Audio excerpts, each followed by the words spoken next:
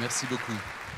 Madame la ministre, monsieur le chancelier de l'Institut de France, mesdames et messieurs les ambassadeurs, mesdames et messieurs les élus, mesdames et messieurs les officiers généraux, officiers et sous-officiers, c'est un vrai plaisir d'être ce soir dans cette maison de l'UNESCO à Paris pour partager avec vous un moment exceptionnel en compagnie des formations musicales de la garde républicaine. Bienvenue à tous et bienvenue aux téléspectateurs de TV5 Monde, la chaîne culturelle mondiale qui diffusera dans plus de 200 pays ce concert dont le programme unique va vous ouvrir les portes de l'histoire et vous faire voyager au travers d'œuvres issues du patrimoine national ou nées de compositeurs étrangers. Partie intégrante de la gendarmerie nationale, la garde républicaine, outre son engagement au profit de nos concitoyens, est plus communément reconnue pour ses missions de sécurité des lieux de pouvoir et les services d'honneur du protocole d'État. Elle compte dans ses rangs, aux côtés de ses unités opérationnelles d'infanterie et de cavalerie, diverses formations musicales, également héritières d'un riche passé militaire et culturel qui font vivre un répertoire très varié. De pièces cadencées aux grands airs d'opéra, elle vous propose ce soir un programme mêlant tradition, modernité et diversité. 2017 est une année particulière pour ces formations, dont chacune d'entre elles, à l'occasion de commémorer une date ou un événement important de leur existence, que le général de division Damien Striebig, commandant la garde républicaine, d'ailleurs j'en profite pour saluer, bonsoir mon général, souhaitait tout naturellement mettre en lumière. C'est chose faite et bien faite. Tout d'abord, au travers d'un livre préfacé par le chef de l'État qui marque ainsi toute sa considération et son attachement à cette belle institution. Cet ouvrage, richement doté au contenu historique complet et instructif, fruit d'un travail minutieux de militaires de la garde républicaine eux-mêmes, est présenté ce soir en avant-première au public de l'UNESCO. Vous souhaitiez également, mon général, donner la visibilité d'un concert en hommage à vos unités musicales où chacune d'elles pourrait s'exprimer. Informé de votre projet, monsieur l'ambassadeur délégué permanent de la France auprès de l'UNESCO, monsieur Laurent Stefanini, que je salue chaleureusement, a spontanément décidé de vous apporter son soutien en vous ouvrant les portes de l'UNESCO, facilitant ainsi l'organisation de cette soirée en hommage à l'histoire des musiques de la garde républicaine. Soyez-en remerciés. Avant de vous laisser la parole, monsieur l'ambassadeur, puis au commandant de la garde, je tenais également à souligner votre initiative commune de donner à des jeunes la chance d'assister à ce concert, d'accéder à un moment de culture unique en invitant plusieurs classes de collégiens, et je les salue tout particulièrement. Mais je cède maintenant, sans plus tarder, la parole à monsieur l'ambassadeur Laurent Stefanini.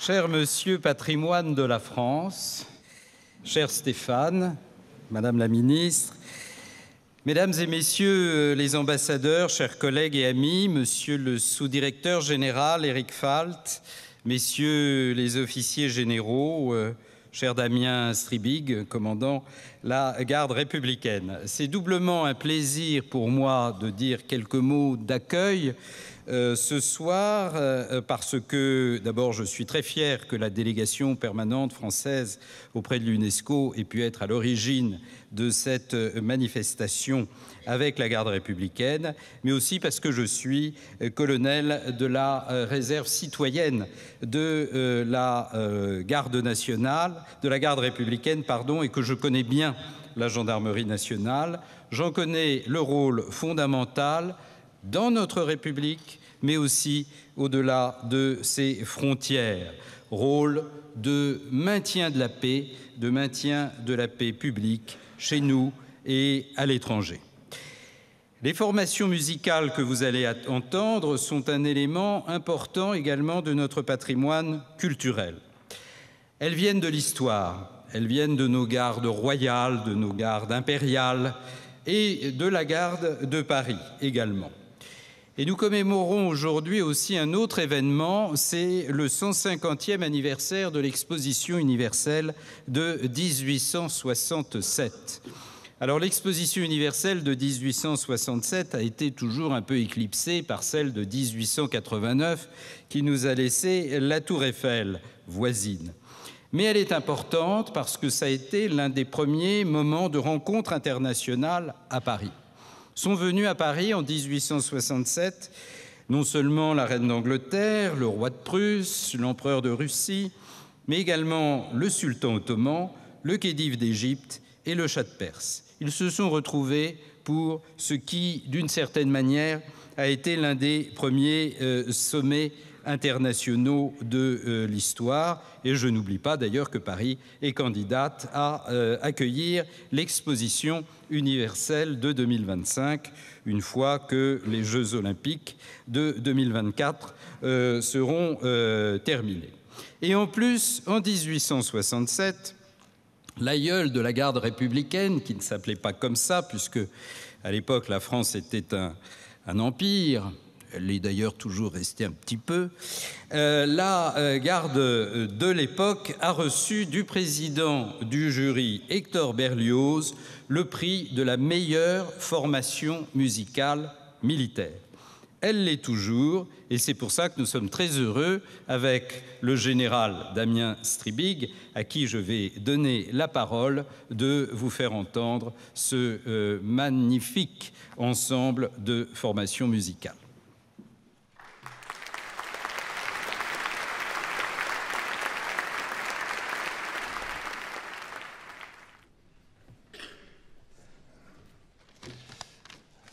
Madame la ministre, Mesdames et Messieurs les ambassadeurs, Mesdames et Messieurs les élus, Monsieur le chancelier de l'Institut de France, Mesdames et Messieurs les officiers généraux, Mesdames et Messieurs les officiers, sous-officiers, réservistes, citoyens, Mesdames et Messieurs, chers amis.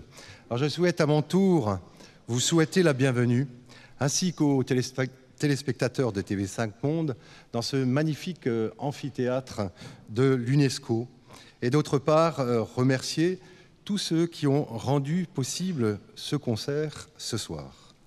Madame la ministre, votre présence est un immense privilège et un honneur pour la Gendarmerie nationale et pour la garde républicaine. Soyez-en sincèrement remerciés. Mes remerciements vont également au général d'armée Richard Lizuret, directeur général de la Gendarmerie nationale, excusé au dernier moment pour des impératifs professionnels, mais qui nous a fait l'immense honneur d'accepter la présidence de cette soirée exceptionnelle. Cette soirée n'aurait pas été possible sans votre soutien et votre bienveillance, Monsieur l'ambassadeur de France auprès de l'UNESCO. Merci, cher Laurent, et merci à la délégation française qui t'accompagne. Je souhaite également saluer l'ensemble de la maison UNESCO, depuis peu dirigée par une Française, Madame Audrey Azoulay. Je remercie également Madame Tania Fernandez de Toledo et Monsieur François Michel de l'école, ainsi que tous vos collaborateurs qui ont facilité l'organisation de ce concert. Un merci également à Christophe Jacot, le directeur de l'établissement cinématographique de la Défense, dont les équipes techniques assurent ce soir, toujours avec le même professionnalisme, la captation de ce concert. Merci à TV5 Monde, à son directeur général Yves Bigot, et je salue d'ailleurs la présence de M. Cagna, directeur adjoint, et ses proches collaborateurs, qui ont été enthousiastes et ont immédiatement accepté l'idée que je leur avais proposée de diffuser sur tous les continents du monde ce moment musical.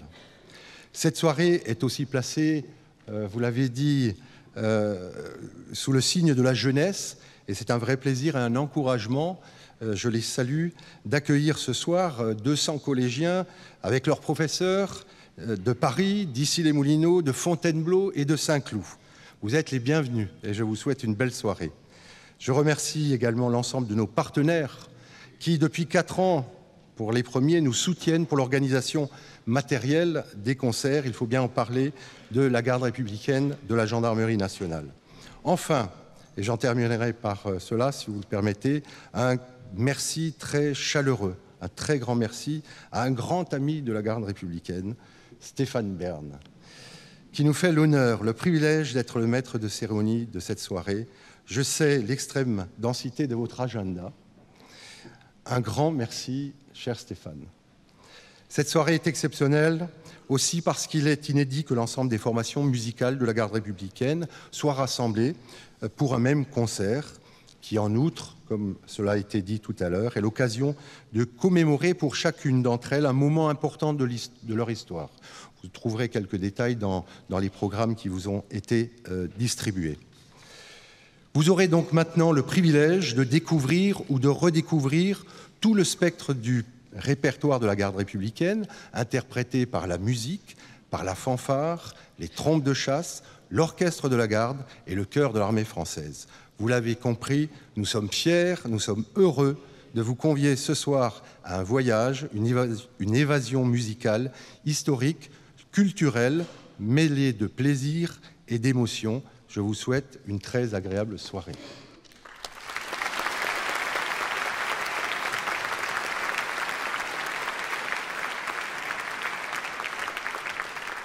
Merci beaucoup, mon général. Merci, monsieur l'ambassadeur. Et puisque les téléspectateurs de TV5 Monde n'ont pas la chance d'avoir le programme que vous, ici, dans la maison de l'UNESCO, vous avez dans les mains, eh bien, je vais vous donner quelques indications historiques qui vont vous permettre de comprendre et d'apprécier encore davantage les formations musicales de la garde républicaine. Les 2 formations qui vont ouvrir cette soirée affichent chacune 215 ans d'existence. Apparue sous le consulat le 4 octobre 1802, ce siècle avait 2 ans, à l'instigation de Bonaparte, la musique et la fanfare ont traversé le temps pour être aujourd'hui les piliers incontournables du protocole et des commémorations nationales. En 1802, la musique est alors incarnée par des tambours de l'infanterie de la garde de Paris, tambours qui dans quelques instants vont sortir du temps, de l'histoire et revivre devant vous. D'abord batterie, fanfare, puis musique, cette formation de prestige et de renommée internationale s'est récemment distinguée par son interprétation originale et mémorable d'un titre du groupe anglais Oasis, Don't Look Back in Anger, en hommage aux victimes de l'attentat de Manchester lors du match France-Angleterre au Stade de France le 13 juin dernier. Sous les ordres du lieutenant-colonel Antoine Langagne, la musique de la garde, dans un registre traditionnel, débute notre soirée avec ce que c'est qu'un drapeau, la bataille des 3 empereurs et les batteries de l'Empire. Puis la fanfare de cavalerie, aujourd'hui sans leur fidèle monture évidemment, prendra possession de la scène. À l'origine incarnée par les trompettes de l'escadron à 2 compagnies de dragons de la garde de Paris, elle constitue aujourd'hui la dernière fanfare à cheval qui assure la pérennité des musiques montées. Sous la direction du trompette-major, le capitaine Jacques Leblay, elle assure les escortes officielles du président de la République, des souverains et chefs d'État étrangers et fait partie des unités invitées par la couronne britannique au jubilé de la reine d'Angleterre. Être cavalier de la garde, c'est un métier. Être musicien en est un autre. Je vous laisse deviner toute la difficulté de l'exercice quand vous devez simultanément maîtriser les 2 technicités. Jouer en contrôlant votre cheval, quelle que soit son allure, avec une seule main ou avec uniquement les rênes attachées aux pieds si vous êtes timbalier. Timbalier qui fête cette année leurs 80 ans d'existence. Vous remarquerez à l'entrée des cavaliers de la fanfare la longue crinière de crin qui pend à l'arrière de leur casque et qui les protégeait d'un coup de sabre de l'ennemi sur la nuque. Cette crinière, noire pour les cavaliers des escadrons de marche, devient rouge pour la fanfare, héritant ainsi d'un signe distinctif essentiel sur les champs de bataille passés qui permettait de distinguer le trompette en charge de répercuter les ordres à l'ensemble des militaires engagés au combat. De cavalerie de la garde à Palomino, en passant par l'enclume, honneur à Jean Delattre et marche ou rêve, tout un programme. La fanfare vous présente quelques œuvres typiques de son répertoire. Mesdames et messieurs, place maintenant à la musique.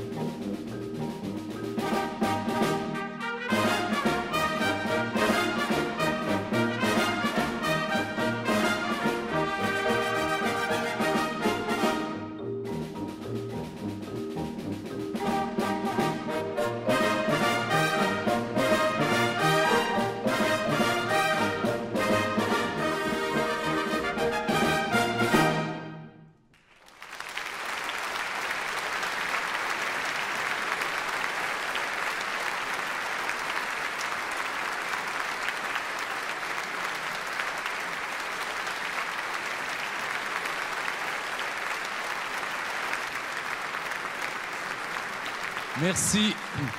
Merci à la musique, au lieutenant-colonel Antoine Langagne et ses tambours de l'époque napoléonienne, ainsi qu'à la fanfare pleine de panache et de crin du capitaine Jacques Leblay. On peut les applaudir une nouvelle fois. Merci, messieurs.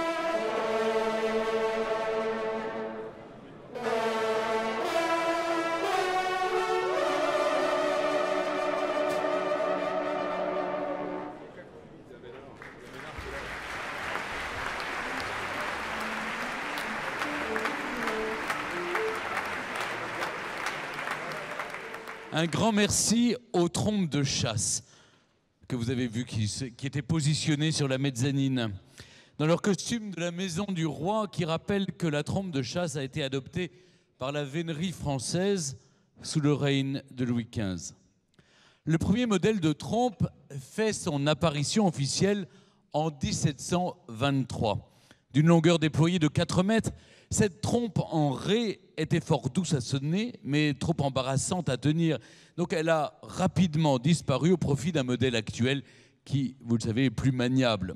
Merci tout particulièrement au chef des trompes, le major Benoît Pipon, dont les célèbres moustaches vont manquer à cette formation, puisque le major Pipon assure ce soir son dernier service après 37 ans de fidélité à la garde, 37 ans de service de sécurité, d'honneur et bien entendu de musique.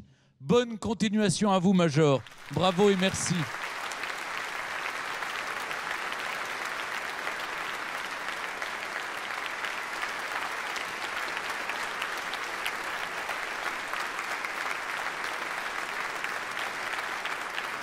Nous poursuivons notre soirée avec des formations plus classiques.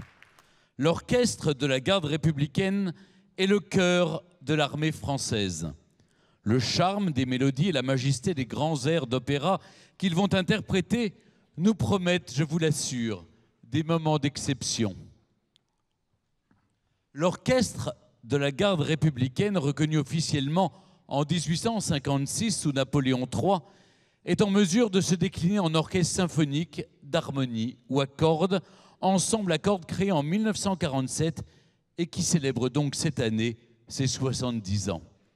L'orchestre s'est révélé en 1867 comme la meilleure musique militaire, comme le disait l'ambassadeur Laurent Stefanini tout à l'heure, en remportant une médaille d'or lors du concours international organisé à l'occasion de l'exposition universelle de Paris qui se tenait à quelques centaines de mètres du lieu où nous nous trouvons ce soir.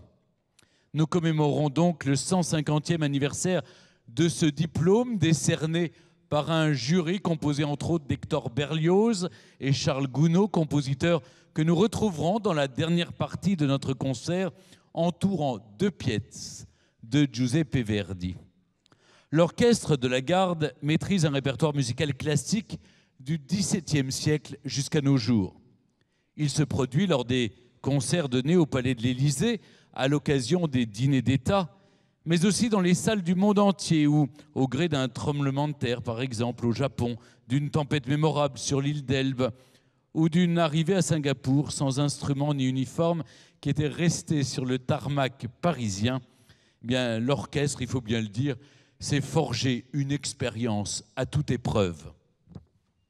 Pour débuter cette seconde partie sous la direction du colonel François Boulanger, l'orchestre d'harmonie nous invite à des voyages plus sereins sur différents continents, de sonorités argentines jusqu'aux sources du Nil, en ouvrant de façon toute légitime par la marche de l'UNESCO de Pablo Casals et en concluant par un succès de Stevie Wonder, Isn't She Lovely, qu'il avait dédié à sa petite fille, mais je crois d'ailleurs que le colonel est également l'heureux grand-père d'une petite fille. Mon colonel maestro, c'est à vous.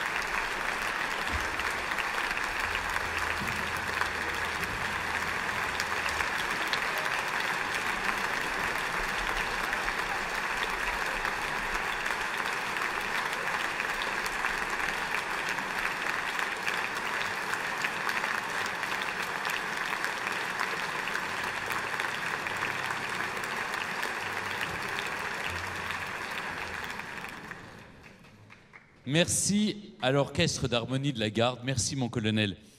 Pour la dernière partie de notre concert, l'orchestre, en version symphonique, sera associé au chœur de l'armée française. Créé en 1982 à la demande de Charles Hernu, alors ministre de la Défense, le chœur souffle donc cette année ses 35 bougies.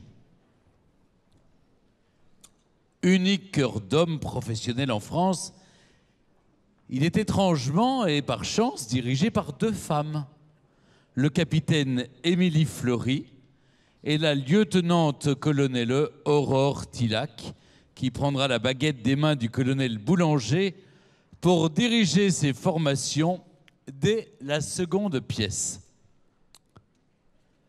Le répertoire du chœur s'étend des hymnes nationaux jusqu'aux grandes œuvres populaires et classiques et en fait le chœur officiel de la République qui anime et commémore les grands moments de la nation.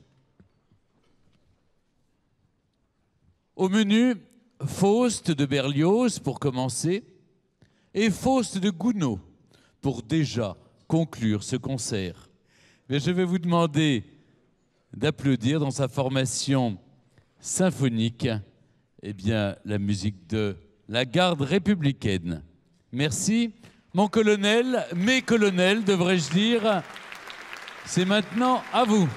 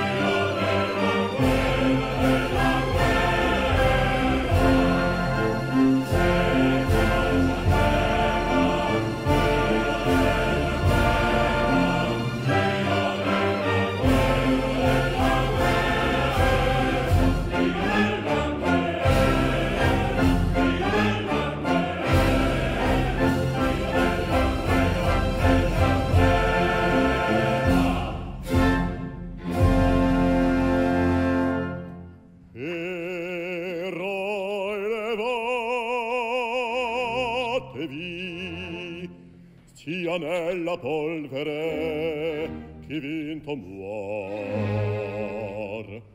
qui circondatemi l'inno diffondasi per vincitor. I figli d'Attila vengono vincono a un colpo sol, non essi rapida solco di fomini, da qui il vol.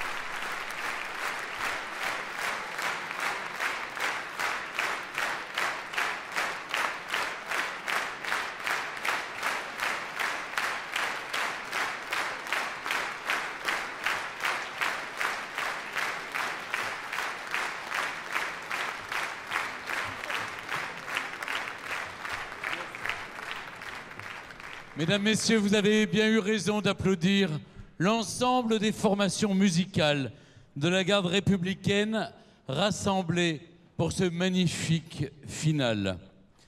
Bravo et merci à tous les musiciens de la musique, de la fanfare, de l'orchestre, dont j'aimerais souligner que l'harmonie fêtera en 2018 ses 170 ans. Des trompes de chasse et aux chanteurs du chœur de l'armée française. Merci à tous et bravo.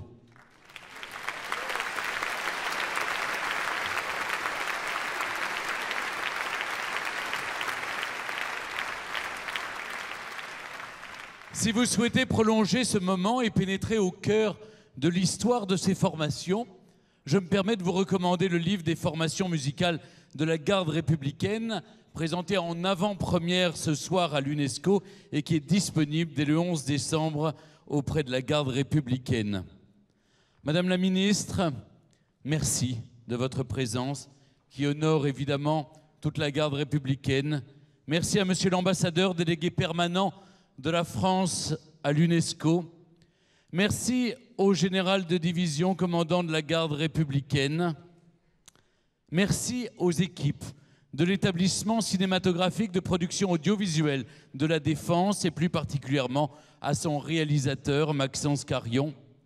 Et un grand merci à TV5 Monde pour la diffusion de ce concert unique qui va toucher, j'en suis sûr, tous nos amis francophiles et francophones dans 200 pays et montrer l'une de nos plus belles et de nos plus nobles institutions qui mérite sincèrement d'être protégée comme l'un des joyaux de notre patrimoine national.